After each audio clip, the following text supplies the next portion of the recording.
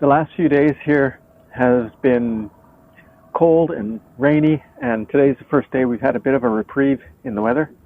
It's fairly warm. It's not too warm. I think it's in the mid 60 degrees Fahrenheit.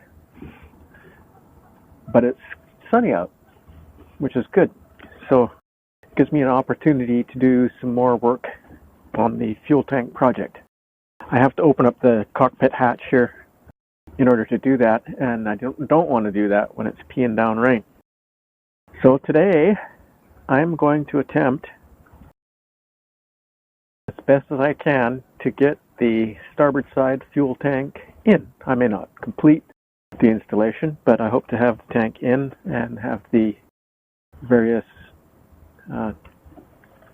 outlets all in place and tightened up, but we'll see. The other thing that I have to do is to revisit the cleat task on the port side. We got this one installed without too much hassle. We've got the 4 screws, bolts, whatever, through the hull deck joint, and there is a steel plate with nuts welded to it up underneath, so that's good and strong. It's not going anywhere. But this one over here, when I went to drill the holes for the screws, I actually drilled, it's really embarrassing to say it, but I actually drilled through the outside of the hull. And I couldn't figure out why that would be until I remeasured the cap rail. And what I realized is that some moron, when he installed that section of cap rail, did not center it properly. It's actually sitting on the cap rail to the outside. So when I drilled the holes for the cleat, the drill bit went basically through the cap rail and then down through the edge of the hull. And of course the hull is curved, so at the bottom of that drill bit it actually came out. So I filled that with epoxy, and the repair actually looks not too bad. But what it means is I now have to lift that piece of cap rail off and re-drill those holes. Otherwise I can't put the cleat on. The space in the bulkhead is about 1.5 inches wide. It's barely enough to get my hand up in there, which is why I put a plate with the welded nuts underneath. So there's no room for error when I'm drilling those holes. So I've got to take the cap rail off. And to take the cap rail off, I actually have to take the screws out of the mast or boom gallows, which is a hassle. Let me show you what I did, or what I've got to do. So this is the cap rail. This is where the cleat has to go. This is the ascending hole here. It's actually sitting basically right on the edge of the hull here. And so when I drilled down, the drill bit came out right there. So I was really disappointed with myself when I did that. But it's not as bad as I had initially thought. So I've got to take these guys out, lift this up, take the screws out that's holding the cap rail down, lift the thing, and then recenter it like this. Got that much overhang on the outside and basically nothing on the inside. I'm not sure how I managed to mess that up when I put it there, but I did. Port side can wait.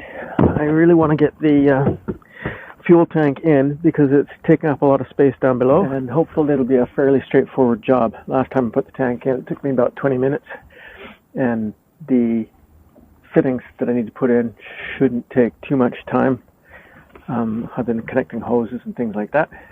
I'm not going to put any diesel fuel in it today. Like I said, I don't think I'll have it completely in there, but we'll give it a shot, see what happens. The first thing I wanted to do as I install this tank is to extend the wires for the fuel gauge senders. The wires are actually fairly short. They're only maybe 8-10 inches long. And soldering these things up when the tank is actually in the fuel tank hold would be next to impossible. So I've got some proper marine wire here, and I've soldered them together, and I'm going to set off the heat shrink. This is heat shrink on both pieces and a little bit of heat shrink that I'll slide up to cover both of those. So I've got the fuel gauge sender wire nicely lengthened. I will tuck that out of the way while I am preparing to get it hooked up. But the next step is to put the tank in. I like to be consistent, so after I thought about it for a moment, I decided to put the fuel pickup hose on as well as the fuel sender gauge wire. So I've got 3/8 fuel hose, and I have connected it to the pickup for the tank, and I'm pretty confident that'll go in there without too much problem. But here's how it looks. So that's the pickup line. I've got a little tap in there so I can turn the feed off if I ever need to or want to, and I've got a single hose clamp on the hose at that end, and I've got about 5 feet of hose to run to the fuel filter, and I hope that's sufficient.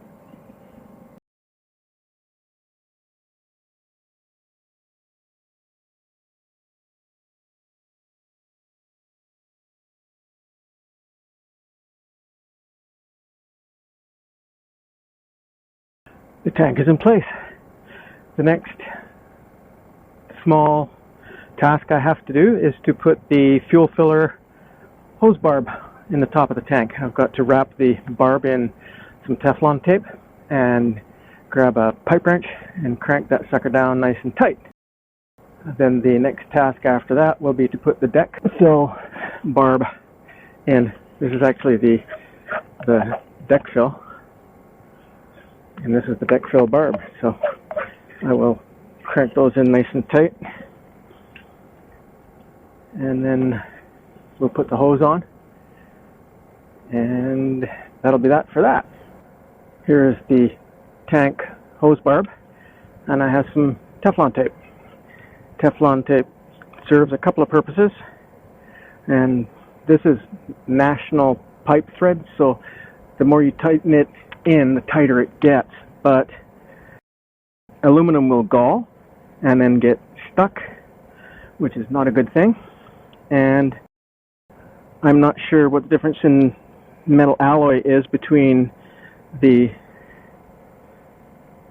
tank and the barb. There might be some, so I want to prevent any kind of corrosion starting on the thing, and the tape will provide a little bit of lubrication as I turn it in. So we simply wrap the threads in tape thusly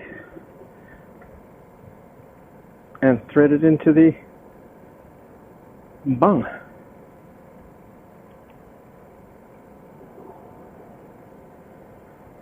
Fairly simple, straightforward to put on. You don't want to drop the roll like I almost did, because then you have a ribbon of tape flying around. And this stuff's not super expensive. It's not cheap enough that you can simply store it around the place. So,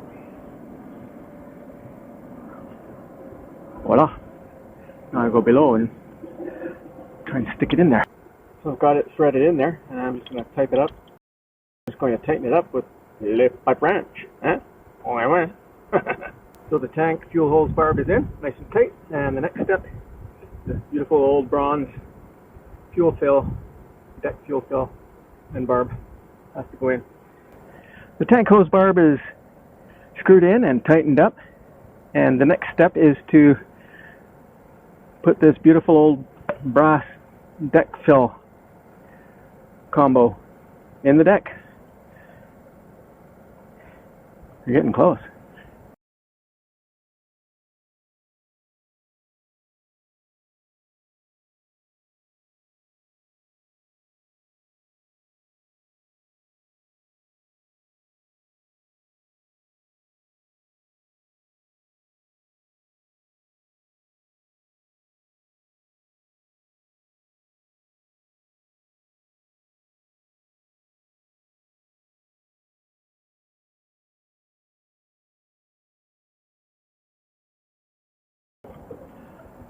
Well, the tank is mostly hooked up. I have the deck fill mounted with the fuel hose under it, and the hoses are basically input. I haven't put the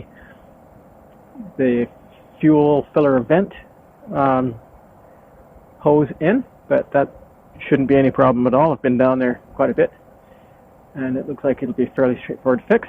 The only gotcha challenge that I experienced with this was the length of the fuel hose. The filler and the barb lined up pretty much exactly, so good work on the planning and execution of making the tank to fit there. When I bought the hose to go from the deck fill barb to the tank barb, I wasn't sure how much I would need, so I bought about 3 feet. However, this is the kind of barb that's in the tank. It's the barb that's in the deck fill, and so I put the tank barb in as hard and as tight as it would go, and then I put the barb into the deck fill and put the deck fill in, and this is what happened. And the deck fill was standing up about a ½ inch above the deck, so I thought, well, I could probably cut this one back. I've got lots of room. So I went down there and tried to remove it. There's no way. So I think it must have, like with the amount of pressure I put on it, must have galled. So I couldn't take it back out. And so this one is already short, and I had to shorten it ½ an inch. But I did, and it worked. The deck fill fit down into the hose underneath, and the hose went over this no problem. And so they're not sitting close to each other. They're about, I don't know, ½ inch, ½ an inch apart, which is okay. But I was kind of surprised that there was that little amount of room. I did measure them out. I did measure. So I was going to screw these down, but I am missing a screw. I seem to have misplaced a screw. So I need to go up to the chandlery and get some brass screws. I don't want to put stainless steel into brass. It'll cause corrosion. So it's about 3 o'clock in the afternoon. I've had a good day work so far. The hose clamps are not tightened on this because I want to screw this down to the deck first. Might go down maybe a 1/16 of an inch or so. And I want to do that before tightening down the hose clamps. But I've got butyl tape underneath it. I don't know if that shows up in the fast motion that I did, or if it shows up very well anyways, but there's butyl tape underneath this to stop water getting in. So that's nice and sealed up and tight, and it can wait until tomorrow. I think the weather's going to be nice tomorrow. Yeah, there's the amount of material I had to take off the barb. So I will come back tomorrow and I will hook up the fuel vent hose. I will screw the deck fill plate down. I will tighten the hose clamps on that.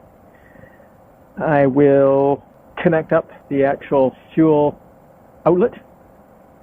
There's no fuel in it, of course, but we are that close. I need to put the lag bolts into the mounting blocks. There's a bit of a disappointment with that. The mounting blocks, when I put them in, I thought I had put them in with the holes in the tangs right square in the middle of the blocks, but they're not. They're right on the edge, and I'm kind of concerned about that. I'm going to have to re-drill the blocks out and holes and put the bolts in, but it should be okay. There's still some, probably about a ½ inch of wood to hold the tanks in place, and the bulk of the weight of the tank will be sitting on the bottom anyway, so it's just, sideways motion that I'm kind of concerned about. So that's it. So tomorrow I can do those last little bits off, and then I can start on removing that cap rail to get that cleat in, and then we can start working on the port side tank. We're getting very close to completion on this. I'm looking forward to having this thing buttoned up.